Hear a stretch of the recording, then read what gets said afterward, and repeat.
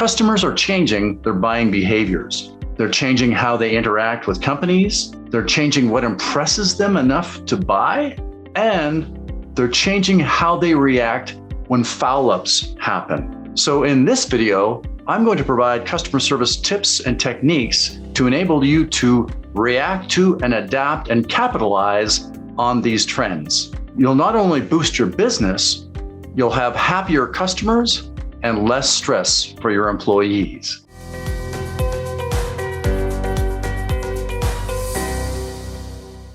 I'm Jeff Mowatt. For over 30 years, companies have brought me in to provide customer service training for their teams. When you and your team members interact with customers, you've likely noticed three major changes in the way customers buy. Let's talk about those changes and how you and your employees can capitalize on those trends. You'll differentiate your service to make price less relevant. Oh, and here's a tip. Be sure to watch this right through to the end, because this last tip is critical for not only having happier customers, but also for having happier employees. And these days where it's hard to retain employees, that's going to be crucial. Let's look at customer buying behavior number one, and that is the default to self-serve. In the olden days, before there was a lot of computerization, a lot of customers relied on a lot of service providers to get stuff done. For example, do you remember in the olden days when you used to fuel up your vehicle, you pull up to the gas station, and humans would emerge from a little building.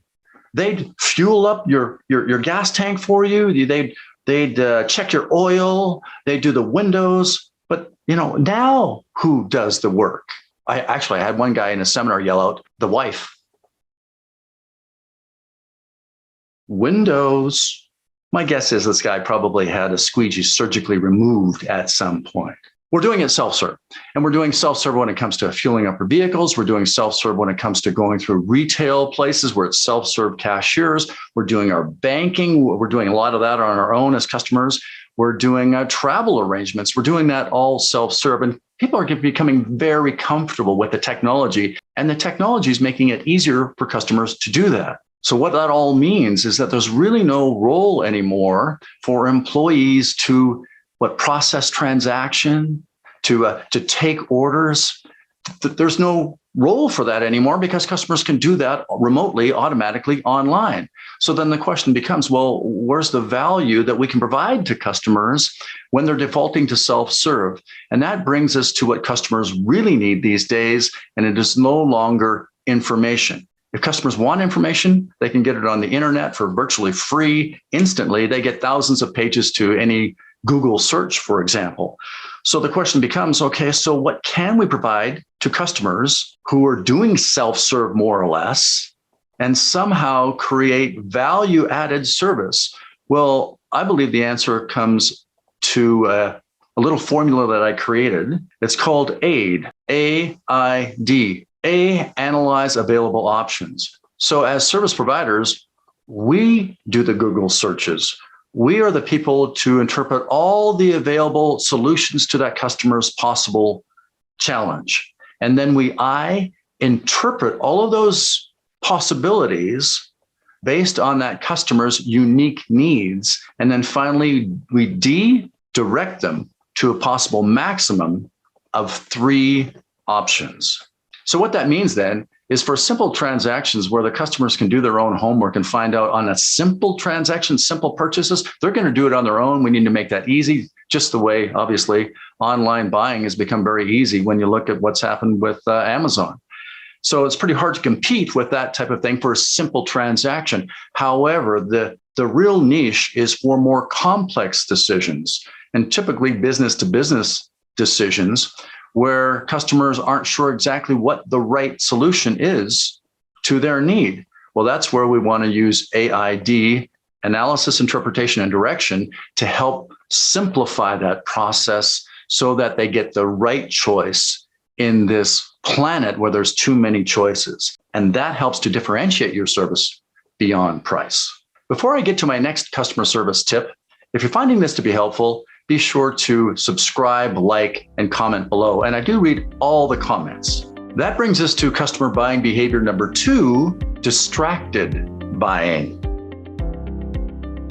In the olden days, when customers were making buying decisions, there weren't a lot of distractions. When they interacted with the service provider, there wasn't a phone beeping away. They didn't necessarily have their kids registered in 15 different activities that they needed to get to the next thing. So what that meant was that customers were more present and observant when buying, which meant that they could actually remember the buying experience, and they would talk about that buying experience with their friends and neighbors because there wasn't much on TV anyway. So you actually went around and had coffee with other people. There was a lot of word of mouth advertising that used to happen consistently. That, of course, is no longer the case. And in fact, I'll bet that's not the case for you anymore. Think about your own buying behavior.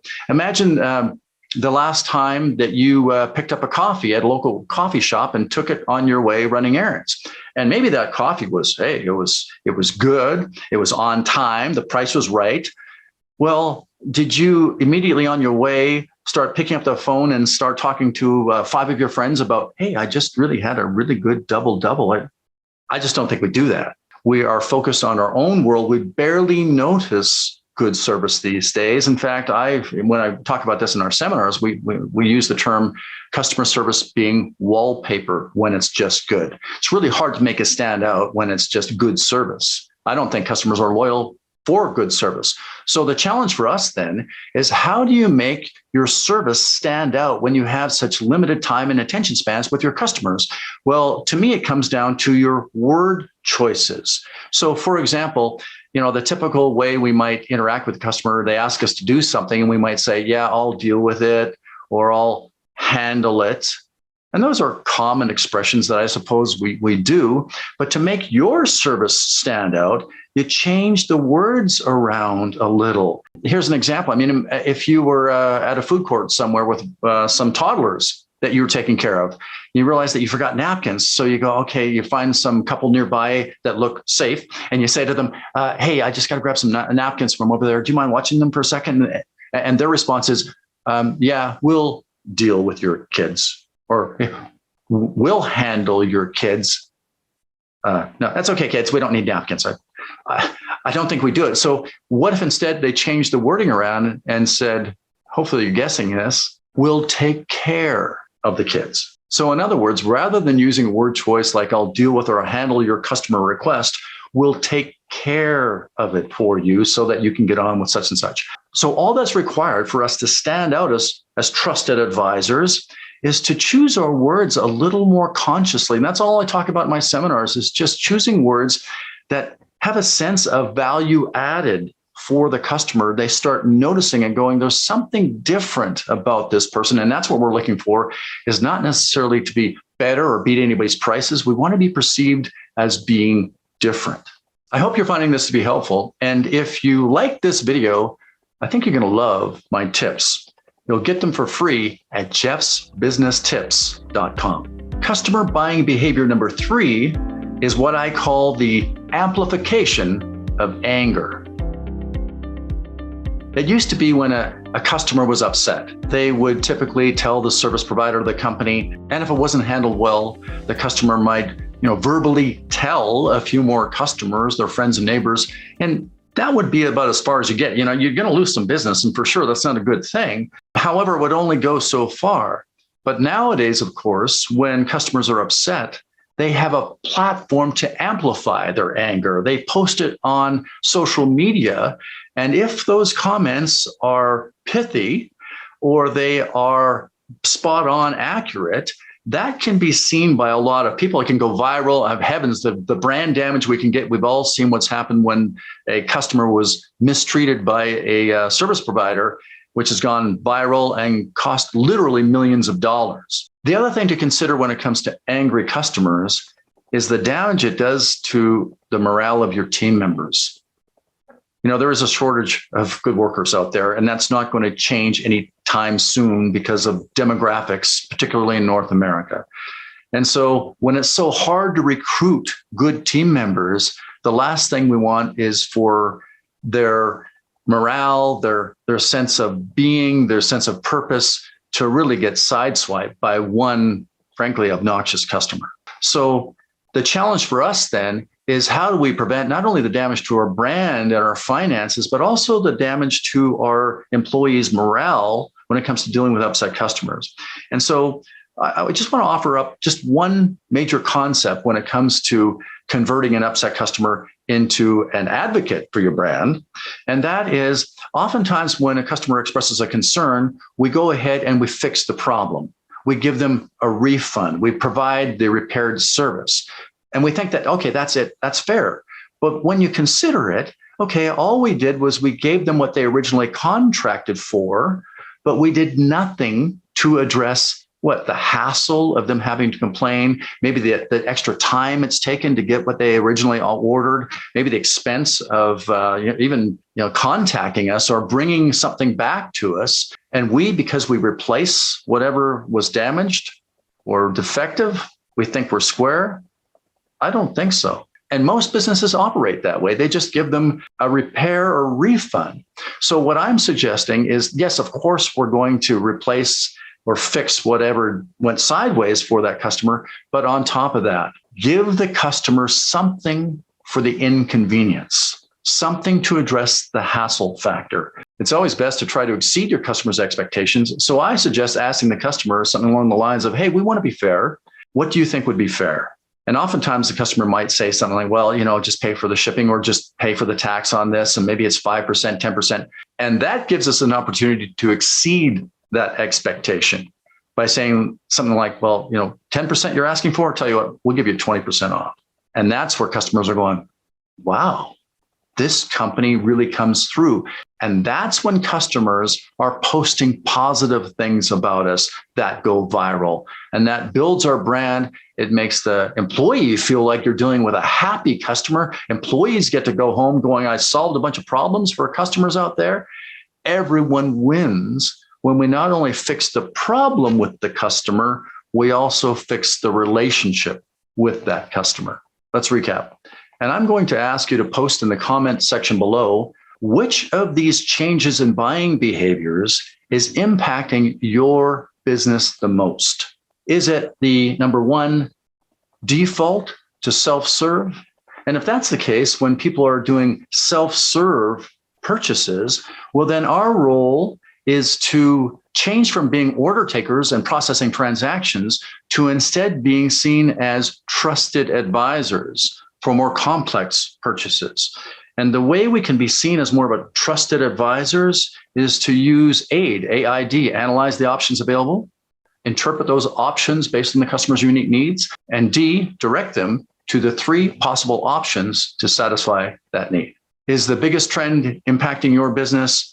Number 2, distracted buying.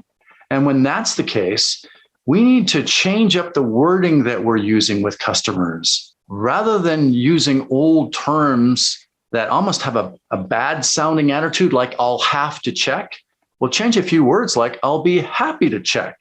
And now we're seen as being somebody who has an attitude that counts, and you're starting to differentiate your service as opposed to your prices. Or is your biggest challenge, number 3, the amplification of anger, where customers are posting things about us online. We're having to respond to those complaints that are coming in. And the solution for us then becomes not just fix the problem, but fix the relationship. Give them something for the inconvenience when we have done something that is clearly our fault or somewhere in our side of the supply chain. When you think about it, a lot of these ideas around adapting to customers' changing needs have been around for a long time. It's no longer about just processing a transaction, giving them what they want. It's really identifying what they're really looking for and being seen as that trusted advisor. It's using language where we're conscious of interacting with customers and the impact of certain words on their perceptions. And finally, it is about not just fixing a problem with a customer, it's fixing the relationship with that customer so that we have a lifetime of positive revenues and positive feelings, not only for us, but also for our employees. I'm Jeff Mowatt. I hope you found this to be helpful. And for more of these types of tips, you'll get them for free at jeffsbusinesstips.com. You'll find the link in the description below. See you next time.